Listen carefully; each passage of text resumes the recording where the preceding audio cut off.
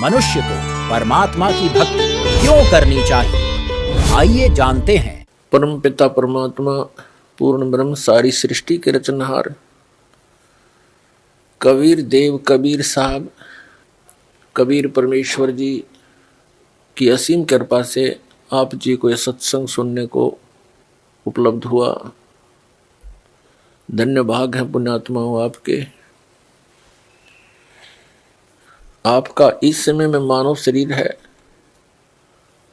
जिस समय में परमात्मा ने इस सत्य भक्ति का प्रचार सार्वजनिक करना था। अभी तक काल भगवान ब्रह्म ज्योत स्वरूपी निरंजन के द्वारा फैलाया गया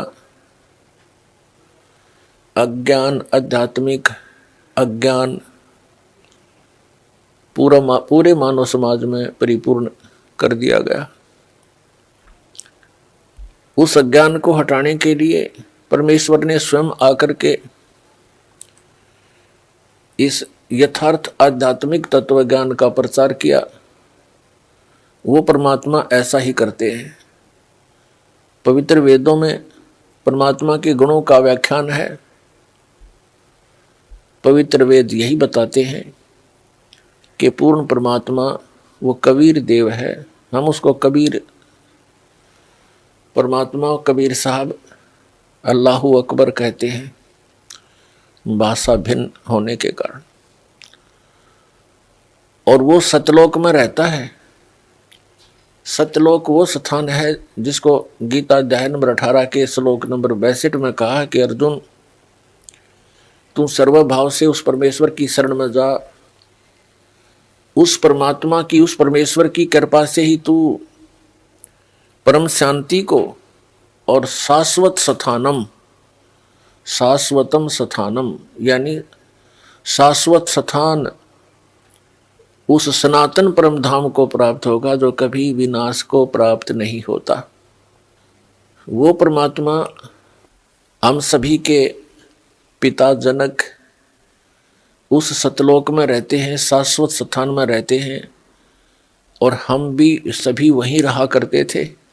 ये पृथ्वी एक पुनिशमेंट प्लेस है, एक कारागार है, ये एक जेल है।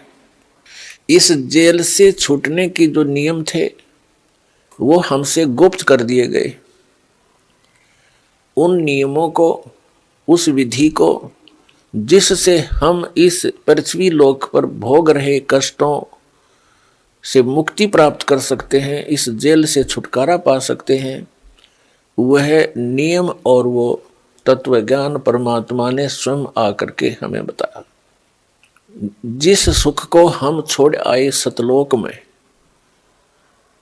उसको हम यहाँ इस जेल में ढूंढ रहे हैं। जो सुख एक प्राणी को स्वतंत्र घूमते हुए अपने दैनिक कार्य में होता है, वो जेल में कभी नहीं हो सकता, वो सुविधाएं हो ही नहीं सकती। इसी प्रकार ये पूरी पृथ्वी 21 ब्रह्मांड समेत समझो, ये काल भगवान की जेल है। और इस जेल से निकले बिना हम सुखी नहीं हो सकते। हम अपने एक अपराध के कारण इस काल की जेल में फंस गए। पुण्यात्माओं, हम सतलोक में रहा करते थे।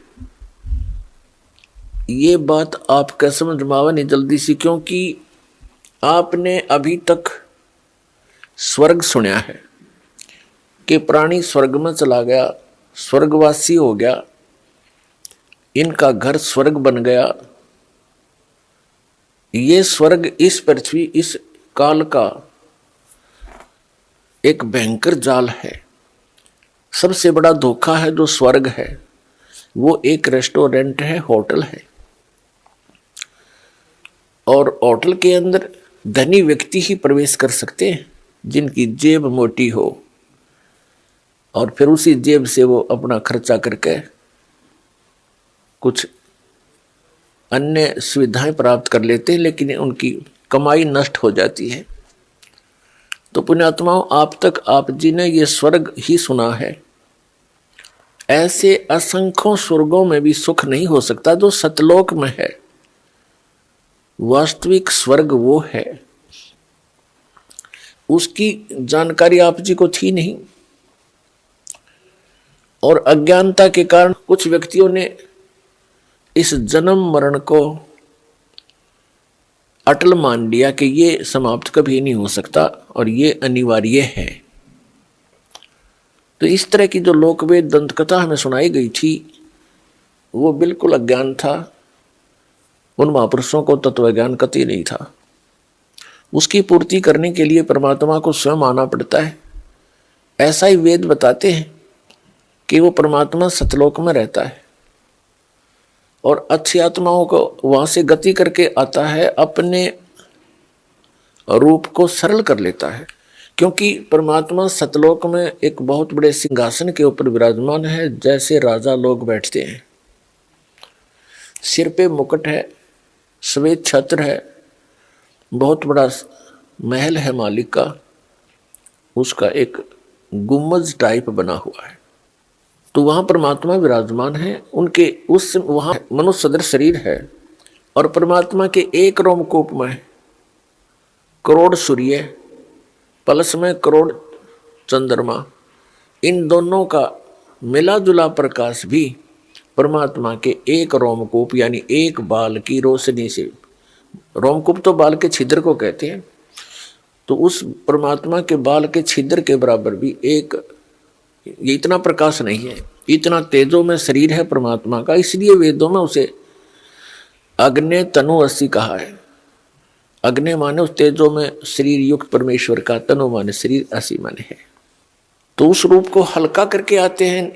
यदि उसी शोभा में, उसी प्रकाश युक्त शरीर से यहां आ जाए तो हमारी चरम दृष्टि उनको देख नहीं सकती, उस प्रकाश को सहन नहीं कर सकती।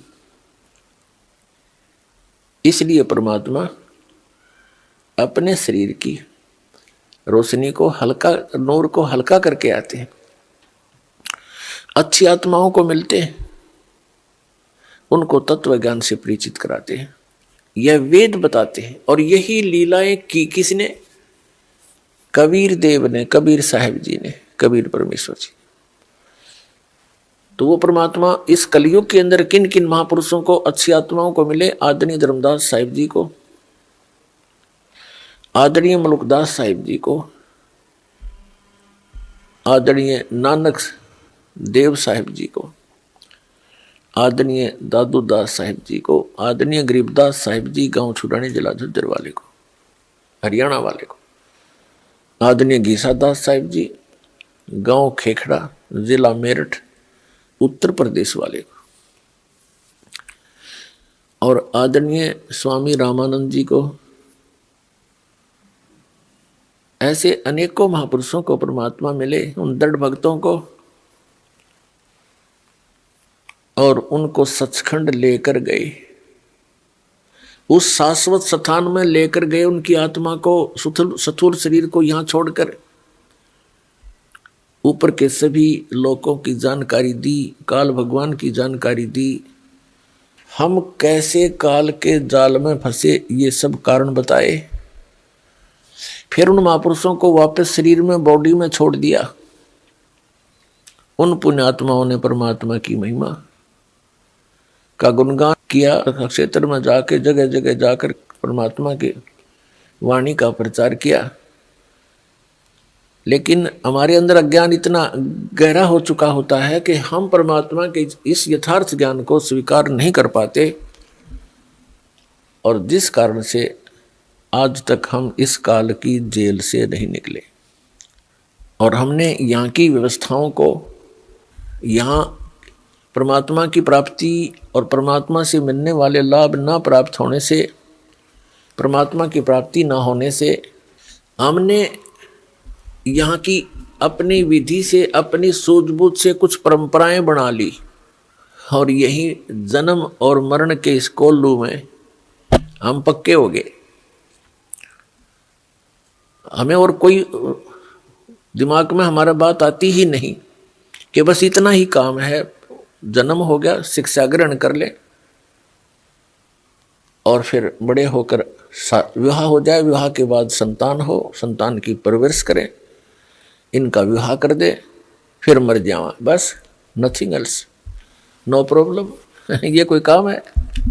ये तो पशु पक्षी भी करते हैं, फिर परमात्मा ने इतना सुंदर शरीर आपको दिया है, इसका काम भी कोई विशेष ही है। उससे हम वंचित थे, उससे उसको हम भूल चुके थे, लेकिन आत्मा के अंदर एक विशेष कसक है, उस सुख की याद है जो सतलोक में शाश्वत स्थान पर आपको प्राप्त था।